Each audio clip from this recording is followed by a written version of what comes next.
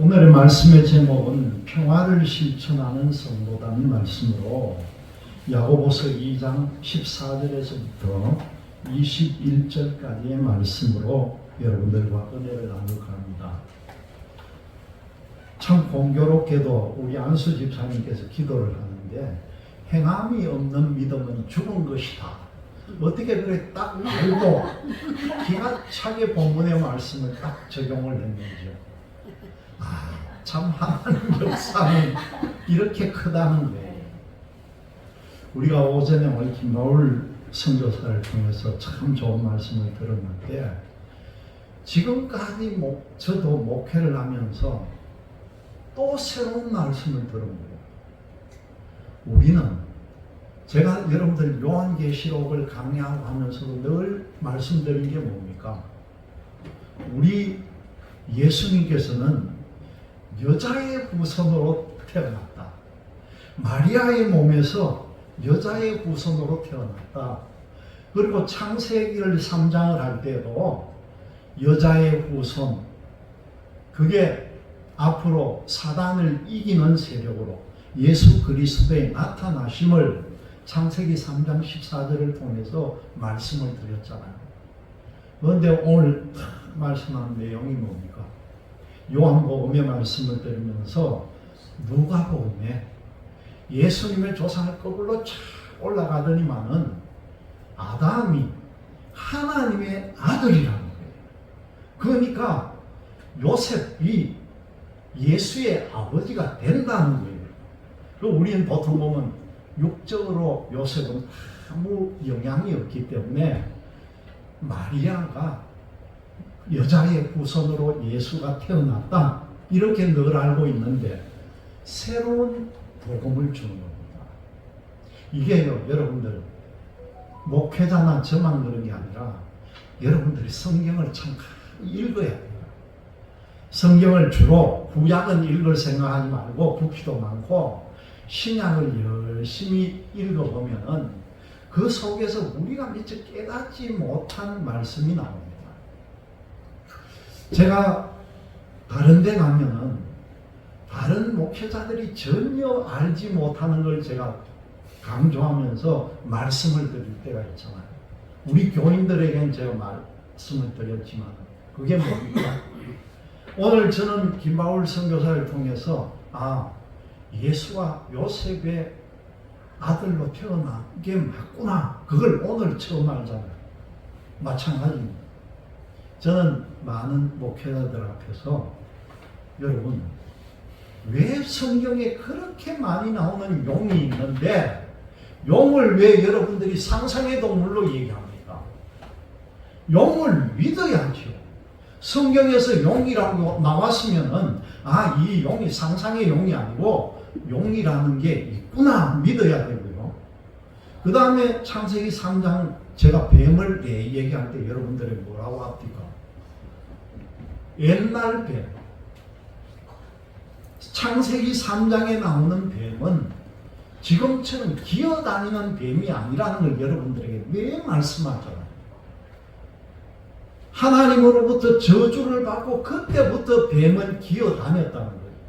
그러면은 창세기 나오는 뱀은 뭘까요? 걸어다니고 말하는 뱀이었다는 거예요. 우리가 그걸 제가 여러분들에게 또 많은 사람이 얘기하면 저 사람 진짜인가 거짓말인가 저게 진짜 복음인가 그렇게 느낀다는 거죠. 그런데 말씀은 성경에 나온 대로 믿어야 한다는 사실입니다. 그리고 오늘 말씀을 통해 보니까 행함이 없는 믿음은 죽은 거다 그렇게 말씀합니다. 14절을 보니까 형제들아 하면서 뭐라고 하면 만일 사람이 믿음이 자기가 있다고 하면서 행한 게 없다면 무슨 유익이 있겠느냐는 거예요.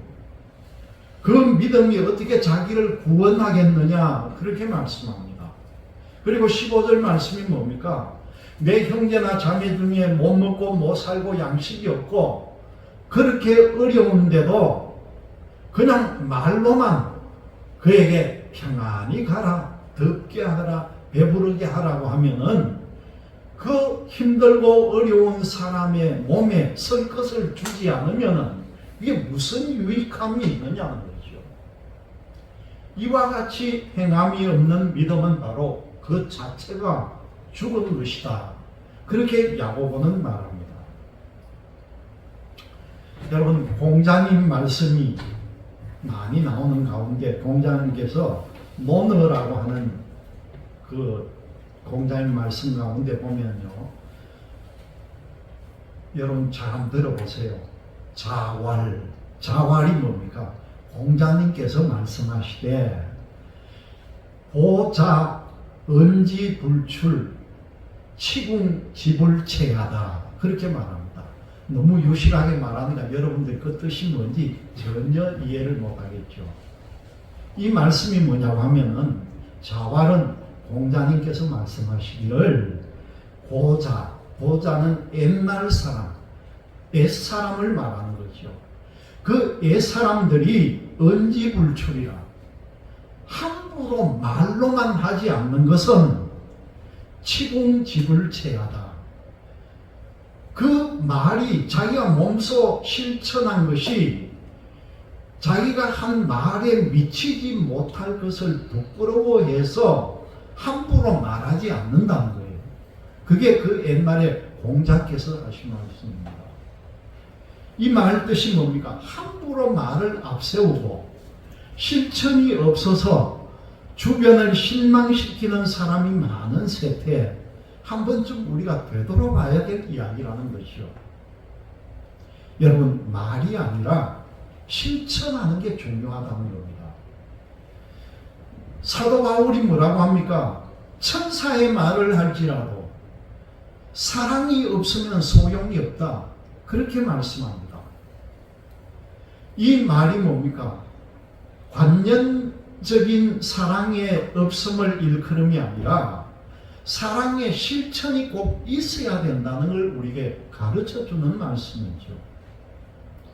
그리고 같은 입장에서 오늘 야고보 이 저자는요, 그리스도인의 신앙과 그 가치가 그냥 말로 외치는 구호에 있지 않고 실천하는 데 있다는 걸 우리가 강조를 해주고 있는 것이죠. 실천이 없는 구호는 헛것이기 때문이다. 그렇게 말합니다. 사도 바울은 이신칭이 이신덕이라고도 하는데 그게 말뜻이 뭐냐고 하면은 믿음으로서 의를 얻는다는 거예요. 믿음으로서 의롭다 칭함을 받는다. 그렇게 사도 바울은 말하는데 오늘 말씀해 보니까 이 야고보는요, 이행덕이라는 겁니다. 행함으로 의롭다함을 얻는다는 것이죠. 행함으로 얻는다. 그리스도인의 신앙이 반드시 나타나야 할 실천해야 될 가르침을 오늘 우리에게 가르쳐 주고 있다는 겁니다.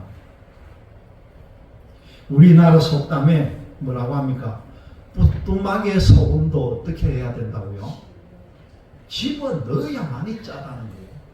아무리 부뚜막에 소금이 많고 소금단지가 큰 게 있더라도 음식을 할 때 그걸 음식에다 집어넣지 않으면 아무 맛도 못 내는 거예요.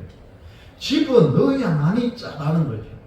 이 원리를 누구나 알고 있지만 말로만 믿음을 따라 산다고 할 수가 있겠느냐는 겁니다. 하나님의 사랑을 말로만 하고 예배의 삶이나 기도의 삶이나 신앙의 실천적 행위가 없는 것을 어떻게 믿음이라고 할 수가 있겠느냐는 것이죠. 야고보는 그렇게 말로만 하는 신앙을 경계를 합니다. 여러분, 이웃 사랑 역시 마찬가지예요. 올 오전 예배 때 얼마나 여러분 사랑을 많이 배웠습니까? 우리 기독교인들은요, 사랑 빼면은 시체예요.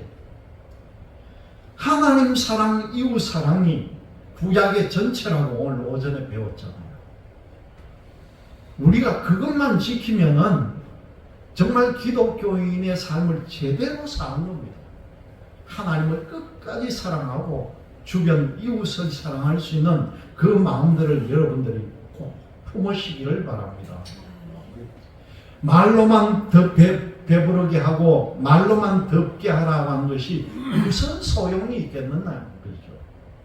실제적으로 정말 힘들고 어려운 이웃에게 먹이고 입히는 일을 실천하는 것이 더 중요하다는 사실입니다. 오늘은 특별히요 6.25를 기념하는 주일이기도 합니다. 이제 3일 뒤면은 6.25 전쟁 난 지가 여러분 75주년이 됩니다. 저도 태어나기 전에 전쟁이 일어났습니다. 6.25 75주년을 맞아가지고 오늘을 민족 화해의 날이다 그렇게 해서 예배를 드리는 곳도 있습니다. 특별히 전쟁이 그치고 민족 화해와 평화의 길을 찾는 일은 결코 말에만 있지 않다는 거죠. 이것도 실천을 잘 해야 한다는 겁니다. 그러한 작은 행위들이 모여서 이루어지는 일인데 이 6.25 전쟁에는요 정말 숭고한 희생, 정말 상상만 해도 애처로운 인생들이 허무하게 죽어가는 그런 전쟁이에요. 그 희생자들을 우리는 말로만 우리가 나라 사랑을 외치고 평화의 실현을 위해서 정말 자기 목숨을 초계와 같이 희생한 그 분들의 목숨을 그냥 헛것으로 우리는 여겨서는 안 된다는 겁니다. 여러분 제가 경주 출신이고 제가 졸업한 학교가 경주 중고등학교인데요. 참 전통이 깊고 오래된 학교입니다. 일제시대 때부터 사학을 개인 재산을 통해서 세워진 학교이기 때문에 너무 오래된 학교인데 그 우리 본교에 가보면은 들어가는 정문 입구에 큰 고목들이 쭉 나열되어 있는데 지금도 일제시대 때 지어진 본관 건물이 그대로 남아 있습니다. 그 본관 바로 오른쪽에 보면요 전몰학도 추념비라고 하는 비석이 세워져 있고 그 비석에 6.25 전쟁 당시에 희생을 당한 사람들의 이름을 전부 돌판에다가 기록을 해가지고 조각을 해놓은 게 있습니다. 그런데 지난 4월 18일, 올해 4월 18일이에요. 거기에서 전몰 학도병 추념비 전사자 명단 강명식이라는 게 열렸습니다. 그게 뭐냐고 하면은 1950년도에 우리나라 한국전쟁이 발발됐을 때에 그 학교에 다니고 있던 17, 18, 19살 되는 고등학생들이 전쟁이 일어나니까 학교에서 쓰는 교모를 그대로 쓰고 M1소총 하나 그냥 짊어지고 총 쏘는 법 한번 연습해보고는 그냥 안강기계전투 낙동강 방어선에 전쟁치로 다 나간 거예요. 그 학도병들이. 그런데 거기에 가서 전사한 사람들 중에 지금까지 유고를 못 찾았는데 작년에 3사람의 유고를 발견한 거예요. 학도병으로 갔던 사람. 그래서 만년필이나 무슨 수첩 이런 게 땅속에 묻혀있던 게 나와가지고 빠클이라든가 이런 데에서 찾았는데 그 사람 이름도 김영석이고 노영석이고 조필재라고 하는 사람이 유골이 발견이 돼가지고 원래 그 비석 뒷면에다가 조각을 해가지고 그 이름을 기록하는 기념식이 열린 거예요. 그래서 경주 유지들이 다 오고 관공서들 사람들이 다 오고 해서 성대하게 그 비문을 새기는 행사를 했는데 그 6.25 전쟁이 일어날 때 이 경주 고등학교 학생이요 거의 전교생이나 마찬가지예요. 320명이 전투에 참여합니다. 320명이. 그런데 320명 중에 못 돌아온 사람이 139명이 전사를 깎아머리 여러분 자녀들이나 누구 중에 고등학생 한번 생각해 보세요. 손자나 139명이 전사에서 돌아오지 못했는데 요번에 이제 세 사람이 발견이 돼서 이름을 적어 놨는데 그 비문에 보면요 63명의 이름은 들어가 있어요. 63명이. 그렇다면은 지금까지도 유고를 못 찾은 학생이 76명이나 유고를 못 찾고 어디에 어떻게 죽어 있는지도 모르고 그냥 그대로 있는 겁니다. 이제 발굴이 되는 대로 한 명씩 이름을 적을 거예요. 그런 비문이 있는 거기에 요번에 그 행사가 열렸습니다. 이 어린 학도병처럼 이 전쟁에는 우리나라뿐만 아니라 유엔에서도요 많은 나라들이 우리나라에 참전을 하고 우리나라를 위해서 싸웠잖아요. 여러분 학교 다닐 때 그거 안 외웠습니까? 6.25 참전 16개국 기억 안 납니까 여러분? 미영 오케이 유타벨콜 우리 그 나라의 이름 첫 글자 따가지고 외운 기억이 있을 거예요. 16개국은 16개 나라는 직접 전투에 참여하고 6개 나라는 병원성, 간호, 의사들을 파견을 해서 우리나라를 지원했습니다. 이 사람들이 그 머나먼 타국 땅 남의 나라에 와서 정말 평화를 위해서 죽음도 마다하지 않고 그 유엔군들 가운데요 15만 1129명이 죽거나 다쳤다는 거예요. 15만 여러분 상상이 갑니까? 일개 중소도시만한 인구가 그 전쟁에서 죽기도 하고 부상을 당했는데 여러분 그 대연동 유엔묘지에 한 번씩 가보세요. 저는 몇 년에 한 번씩 가는 행사 때문에도 가보는데 그 유엔군들 묘지에 외국에서 죽어가지고 요즘도 장례식을 하더라고요. 자기가 외국에서 지금 그 사람들이요 전부 90노인이에요. 이제 100세가 다 된 사람들이에요. 근데 우리나라만 학도병으로 왔느냐 했더니만은 미군들도 그때 참전한 미군들 병사 보니까 전부 19, 20살 된 병사들이 한국 전쟁에 총을 들고 온 거예요. 그래서 그 사람들이 죽은 사람은 거기에 같이 있는 사람도 있고 본국에서 90이 넘어가 죽어가지고 나는 내 죽은 무덤은 한국 유엔 묘지에 묻어달라 유언을 하니까 그 후손들이 자기 조상들을 모시고 유엔 묘지에 묻어달라고 청원을 하고 오는 겁니다. 그 사람들 지금 다 받아주고 있어요. 그런데 그 얼마나 아름다운 환경에다가 지금 그 묘지를 만들어주는 거죠. 이 사람들이 우리를 위해서 얼마나 한 일이 고마운 일인지 정말 우리는 이 일을 잊어서는 안 된다는 겁니다. 중요한 것은요 학도병으로 갔던 유엔군이든 간에 이분들은 평화라고 하는 그 가치를 실현하기 위해서 자기들의 몸을 희생하는데 실천했던 사람들이라는 거죠. 그 가슴 아팠던 전쟁이 어느새 75년 전 과거의 역사가 되었습니다. 그러나 오늘날에도요 이 전쟁을 우리는 다시 기억하는 것은 왜 그렇습니까? 다시는 그런 민족 상간의 전쟁이 없어야 한다는 걸 우리가 바라는 거잖아요. 그리고 나아가서 영원한 한반도 통일과 평화를 우리가 기대하기 때문이라는 겁니다. 이런 차제에 우리는 이 전쟁의 종식, 평화와 통일의 기대 속에 그냥 입으로만 구호만 가지고 있지 않는지 아니면은 정말 전쟁 종식과 평화를 위해서 우리가 어떤 실천적인 과제를 직접 하고 있는지를 되돌아봐야 한다는 거죠. 기독교 윤리는요, 이 전쟁에 대한 입장에 대해서 한 세 가지 견해를 가지고 있습니다. 기독교에서는 첫째가 성전론, 종교의 이름으로 행하는 전쟁의 당위성을 주장하는 견해를 성전론이라 합니다.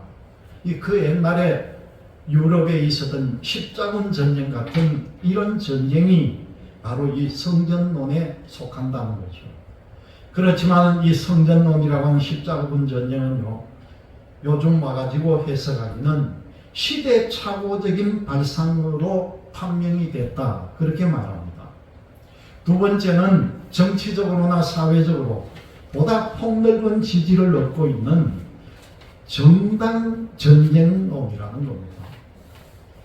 불의함의 항의에서 일어나는 폭력의 정당성을 주장하는 그런 전쟁이라는 거죠. 일견 타당해 보이고 폭넓은 지지를 얻는 것처럼 보이지만은 이것도 기독교적인 가치관이라고는 할 수가 없다는 겁니다.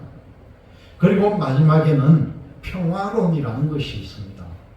이것은 바로 예수 그리스도의 가르침이고 높고 높은 이상적인 가치관이고 모든 그리스도인이 꿈꾸는 가치가 되어야 한다는 거죠. 평화롭게 모든 것을 다 이루어야 한다는 겁니다. 과거의 6.25와 같은 전쟁의 상황에서는 정의를 위해서 정말 부득불마서 그렇게 힘든 싸움의 길로 또 희생이 필요할 때는 희생을 하면서 이루었지만 지금은 어떻습니까? 평화의 가치를 마음에 품고 예수님께서 하나님께서 꿈꾸는 평화로운 세상을 향해 나가는 실천이 필요한 때라는 걸 여러분들이 꼭 기억을 해야 합니다. 그러므로 그리스도인은 전쟁과 폭력을 행사하고 획책하는 어떤 불의에 대해서도 우리는 거부해야 한다는 거죠.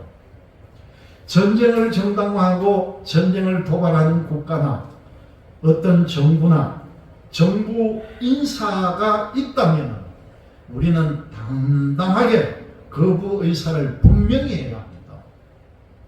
또한 이미 전쟁의 아픔을 겪는 이웃들은 적극적으로 우리가 돌보는 일을 함께 해야 한다는 거죠. 지금도 세계 곳곳에는요, 전쟁이 일어나고 있습니다. 거기에는 구호물자가 필요하고 봉사활동이 필요한 나라가 지금도 우리 눈에 보이잖아요. 얼마나 가슴 아픈 일들입니까?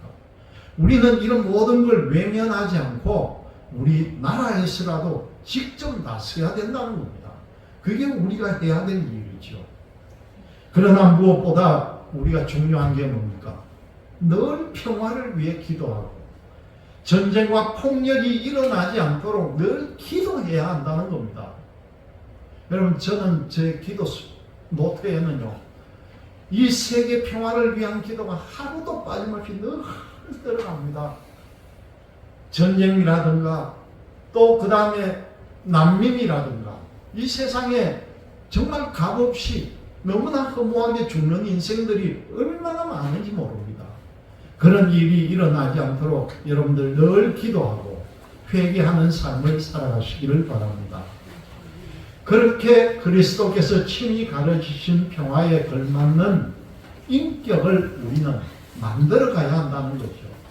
우리가 입으로만 할 게 아니라 정말 행함으로 이 모든 걸 보여준다는 겁니다. 비록 우리가 볼 때는 이게 현실적으로 어려운 것으로 볼지 몰라도 이게 바로 우리가 해야 될 가장 옳은 일이라는 것이죠. 여러분, 신앙은요, 말에 있지 않고 구체적인 실천을 해야만이 빛이 나는 법입니다. 6.25 전쟁 기념 민족화해주일이라고 하는 오늘을 맞이해서 정말 이제는 전쟁의 칼과 창은 모두 버리고 그걸 이제 평화를 위해서서는 쟁기를 만들고 삭과 호미를 만드는 그런 마음으로 살아가는 여러분들이 되시기를 주님의 이름으로 기원드립니다.